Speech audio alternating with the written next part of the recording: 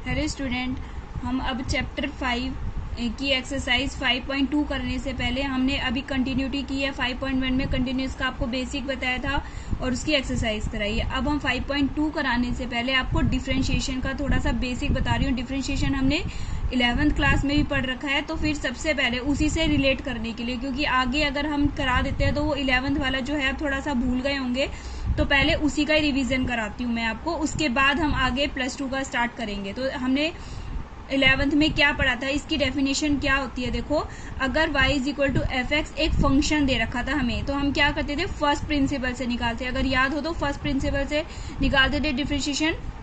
तो उसमें एक फंक्शन अगर x में फंक्शन दे रखा है तो the derivative of function f, तो हमारा जो एक डेरिवेटिव, हम f का डेरिवेटिव निकालते हैं, वो एक नया फंक्शन निकल के आता है, जिसको हम किससे डिनोट करते थे, f डैश x से। और उसको हम कैसे डिफाइन करते हैं, कुछ याद करो। f dash x is equal to limit s tend to 0 F X plus H minus F x upon में एच। यहाँ पर x क्या है, कोई पॉइंट भी हो सकता है। अगर आपने 3 पे निकाला तो याद करो हम कैसे करते थे, F dash 3 is equal to limit s tend to 0 F 3 plus H minus F 3 upon H, ये निकालते थे। ठीक है, तो ये हम फर्स्ट प्रिंसिपल से निकालते थे और ये अब भी हमें जरूरत पड़ेगी कई क्वेश्चंस में। और इसको हम किससे डिनोट करते थे, dy अपॉन डी एक्स से डिनोट करते थे, या फिर differentiation d upon D x. Main तो इसकी नोटेशन हमारी क्या होती है, d अपॉन डी एक्स होती है। ये तो हम किसी भी जो भी हमें फंक्शन दे रखा हो उसको y के इक्वल मान लेते हैं। जैसे y इज इक्वल टू मैंने x की पावर 3 मान लिया, तो इसका फिर dy अपॉन डी एक्स कर दिया, तो ये हमारा 3x स्क्वायर हो गया। मेन इसकी नोटेशन क्या होती है, d अपॉन डी एक्स होती है।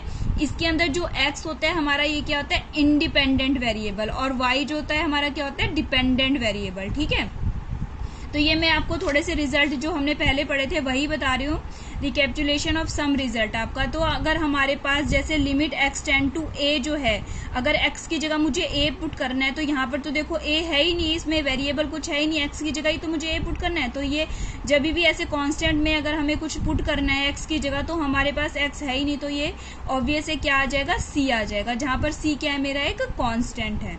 अगर मुझे लिमिट रखनी है, ऐसे दो फंक्शन दे रखे हैं, दो फंक्शन ऐड में भी दे रखे हैं और सब्ट्रैक्शन में भी दे रखे होते हैं, तो ऐसा नहीं है कि केवल एक फंक्शन में हम लिमिट रखेंगे। तो इसमें क्या होता है, एक बार limit x tend to a f x में भी रखेंगे और limit x tend to a किस में भी रखेंगे, जी एक्स में भी रखेंगे। अगर बीच में प्लस का साइन है तो प्लस का लगाएंगे, माइनस का साइन है तो माइनस का लगाएंगे।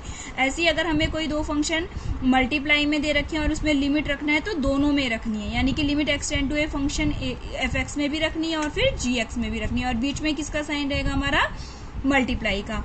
और अगर हमें दो डिवीजन में दे रखी है, limit x tend to a f x upon g x दे रखी है, तो limit x tend to a function ऊपर वाले में भी रखेंगे और नीचे वाले में भी रखेंगे, लेकिन जो gx है वो हमारा 0 नहीं होना चाहिए।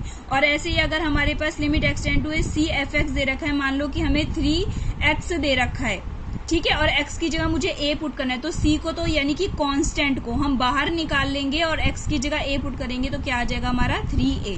तो ऐसे ही इसके अंदर है, अगर हमारा c है, कांस्टेंट है, तो कांस्टेंट को तो क्या करेंगे, हम बाहर निकालेंगे, इसके अंदर तो लिमिट पुट करेंगे नहीं। तो limit x tend to a कहाँ पे पुट करेंगे, फंक्शन में पुट करेंगे। तो ये जहाँ c हमारा क्या है, कांस्टेंट। एक ये फॉर्मूला था हमारे पास, limit x tend to a अगर x की पावर n माइनस a की पावर n अपॉन में x माइनस a, ये बच्चों आपका बहुत इंपॉर्टेंट फॉर्मूला था।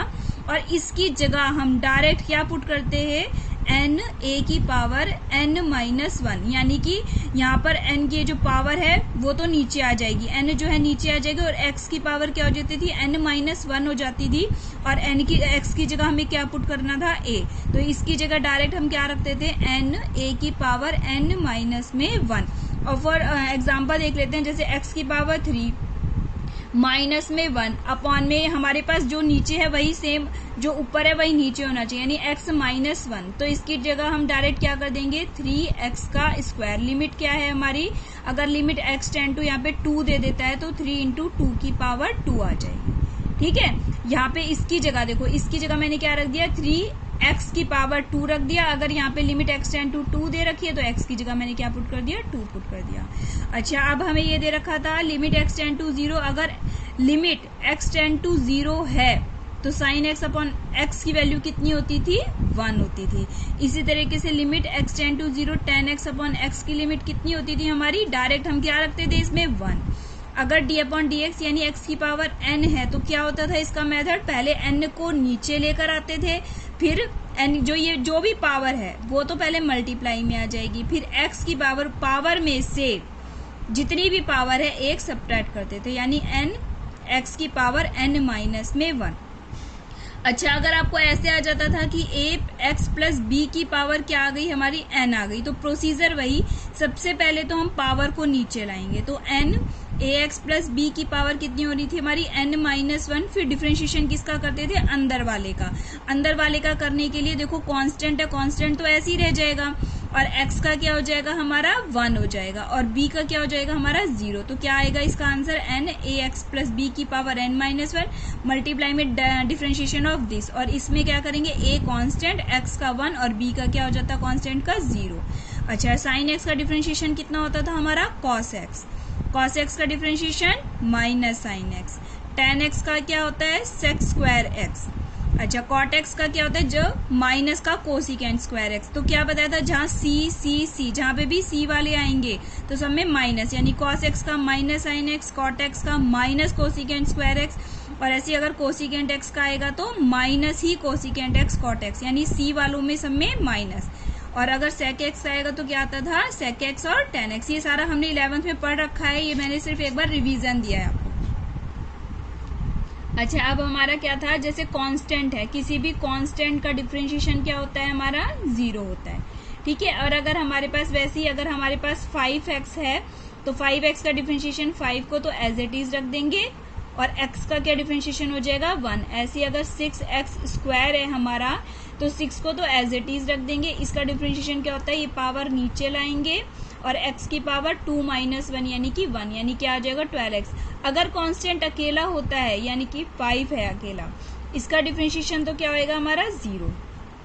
लेकिन अगर ये मल्टीप्लाई में हो जाता है हमारा, जैसे 6 है या मल्टीप्लाई में हो गया, तो इसको एज इट इज छोड़ेंगे और फिर इसका एक्स स्क्वायर यानी फंक्शन का करेंगे, तो फंक्शन का क्या हो जाएगा हमारा, ये पावर नीचे मल्टीप्लाई में और x की पावर 2 माइनस 1। अब यहाँ पे देखेंगे, जैसे अगर ये हमारा u प्लस वी अगर दो फंक्शन से मल्टीप्लाई में दे रखे हैं, तो पहले डिफरेंशिएशन ऑफ 1 का प्लस में है, ये पहले प्लस वाले में यानी कि u का करेंगे, फिर प्लस करके दूसरे फंक्शन का करेंगे।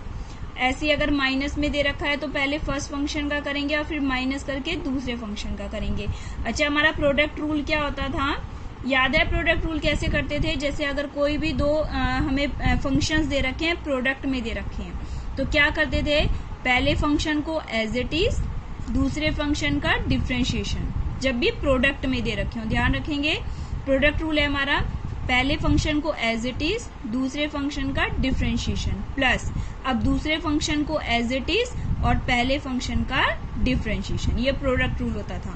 अच्छा, क्वोशिएंट रूल क्या होता था हमारा, u अपॉन v में, तो इसमें क्या करते थे, देखो पहले तो जो नीचे वाला फंक्शन है उसका क्या करते थे हम, स्क्वायर करते थे, उसके बाद नीचे वाला फंक्शन तो एज इट इज, ऊपर वाले फंक्शन का डिफरेंशिएशन, माइनस करेंगे ऊपर वाला फंक्शन एज इट इज और नीचे वाले का डिफरेंशिएशन। एक बार दोबारा देखो, जैसे u अपॉन v यानी क्वोशिएंट में आएगा तो सबसे पहले नीचे वाले का तो स्क्वायर कर देंगे, अब ऊपर वाला फंक्शन, नीचे वाले फंक्शन एज इट इज, ऊपर वाले का डिफरेंशिएशन, बीच में माइनस का साइन, प्रोडक्ट वाले में प्लस का साइन आता है, क्वोशिएंट वाले में माइनस का साइन।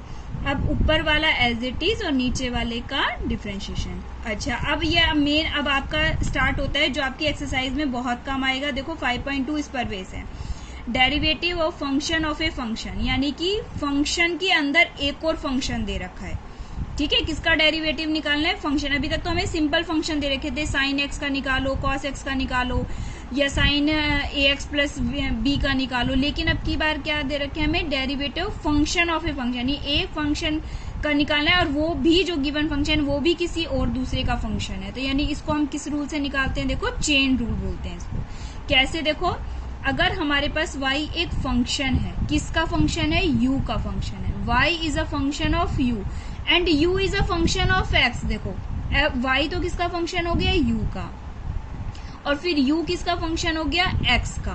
तो जैसे मैं इसको डोनेशन में लिखती हूँ तो y इज इक्वल टू किसका हो गया, f u, यानी y किसका फंक्शन हो गया, u का, और u किसका फंक्शन हो गया, x का। तो हमारा क्या y इज इक्वल टू, मैंने क्या लिख दिया, f ऑफ u, यानी u की जगह फाई ऑफ x। तो इस तरह के फंक्शन को हम क्या बोलते हैं, कंपोजिट फंक्शन। ठीक है, इसको फंक्शन ऑफ ए फंक्शन या फिर कंपोजिट फंक्शन बोलते हैं। क्या मतलब, यानी एक फंक्शन, अगर हमें दे रखा है एक फंक्शन जिसका हमें y is a function of u और u भी एक किसी का फंक्शन है, तो इसको हम क्या बोलते हैं, फंक्शन ऑफ ए फंक्शन या फिर कंपोजिट फंक्शन। तो अब हम इसका डिफरेंशिएशन कैसे निकालते हैं देखेंगे। तो जैसे y of F you, y किसका फंक्शन है, u का, और u किसका फंक्शन है, x का। तो dy अपॉन dx कैसे निकालते हैं, देखो सबसे पहले तो हम u का डिफरेंशिएशन करेंगे। तो dy अपॉन में किसका फंक्शन करेंगे, डिफरेंशिएशन u का करेंगे, और फिर मल्टीप्लाई का साइन, u किसका फंक्शन है, x का, तो मल्टीप्लाई इनटू में du अपॉन में dx करेंगे। ठीक है, तो पहले y का differentiation with respect to u करेंगे, और u किसका फंक्शन है, x का, तो मल्टीप्लाई में du अपॉन dx करेंगे। तो ये रूल बहुत यूज होगा अब हमारा। जैसे मैं इसको ट्रिग्नोमेट्रिक फंक्शन पे अप्लाई करके दिखाती हूँ तुम्हें। तो y इज इक्वल टू, जैसे साइन ऑफ फंक्शन f(x), तो ये u क्या है मेरा, u f(x) है, साइन u क्या है मेरा, f(x) है, और u किसका फंक्शन हो गया मेरा, x का। तो इनको कैसे करेंगे, देखो dy अपॉन dx निकालेंगे। तो सबसे पहले मैं साइन का करूंगी, तो साइन किसका फंक्शन है, u का, तो यानी साइन का क्या होता है मेरा, cos x होता है। तो cos, फिर फंक्शन को एज इट इज उतार लूंगी, cos, फिर फंक्शन को एज इट इज उतार लूंगी, फिर मल्टीप्लाई का साइन करेंगे, फिर डिफरेंशिएशन ऑफ किसका निकालेंगे, f(x) का, यानी जो x में दे रखा है। इसी तरीके से देखो, अगर cos f(x) दे रखा है हमें, y is equal to cos f(x), तो डिफरेंशिएशन क्या होगा, सबसे पहले cos का करेंगे। cos का क्या होता है मेरा, sin x, माइनस का sin x होता है, और x की जगह क्या है यहाँ पे मेरा फंक्शन है, ये रहा, माइनस का sin f(x) हो जाएगा, और फिर फंक्शन का करेंगे d अपॉन dx इंटू में फंक्शन का डिफरेंशिएशन। ठीक है, अब ऐसे अगर tan का दे रखा है, तो पहले tan का क्या होता है मेरा, sec स्क्वायर x होता है, तो सीकेंड स्क्वायर फंक्शन मल्टीप्लाई में डिफरेंशिएशन ऑफ फंक्शन। अच्छा, कॉट अगर दे रखा है, तो कॉट का क्या होता है मेरा, माइनस का कोसिकेंड स्क्वायर इंटू में फंक्शन एज इट इज आएगा, और डिफरेंशिएशन ऑफ फंक्शन। अब ये है हमारा y is equal to secant of function दे रखा है किसी का, तो सीकेंट का फंक्शन का क्या होता है differentiation, sec x tan x, तो sec f(x) tan f(x), फिर डिफरेंशिएशन ऑफ f(x). अगर हमारा कोसिकेंट में दे रखा है, तो कोसिकेंट का डिफरेंशिएशन क्या होता है, माइनस का cosecant f(x) cot f(x) into में डिफरेंशिएशन ऑफ f(x). देखो एग्जांपल बताती हूँ मैं आपको। जैसे अगर मुझे दे रखा है साइन x की पावर 3 दे रखा है, ठीक है, तो मैंने इसके अकॉर्डिंग, कंपोजिट फंक्शन है हमारा, देखो साइन किसका फंक्शन है, साइन है हमारा u क्या है मेरा, x की क्यूब। देखो अब मैं इसमें बताती हूँ, u क्या है मेरा, x की क्यूब है, और f क्या है मेरा, f(x) है हमारा, क्या दे रखा है, साइन u। ठीक है, अब सबसे पहले मैं साइन u का करूंगी इसके अकॉर्डिंग। देखो साइन u, साइन का क्या होता है मेरा, cos u। अब डिफरेंशिएशन ऑफ किसका करूंगी, डिफरेंशिएशन ऑफ u का करूंगी। अब u क्या है मेरा, x का क्यूब है, x की u की जगह रख दो x का क्यूब इंटू में डिफरेंशिएशन ऑफ x का क्यूब। तो क्या आ जाएगा मेरा, देखो यहाँ पे cos x क्यूब तो एज इट इज आ जाएगा। अब ये इसका डिफरेंशिएशन क्या होता है, पावर पहले नीचे आती है, यानी कि 3 आ जाएगी, और x, और इसमें क्या होता है मेरा 3 - 1, यानी कि 3 - 1 कितना हो जाएगा, 2। तो ये हमारा कंप्लीट हो जाएगा।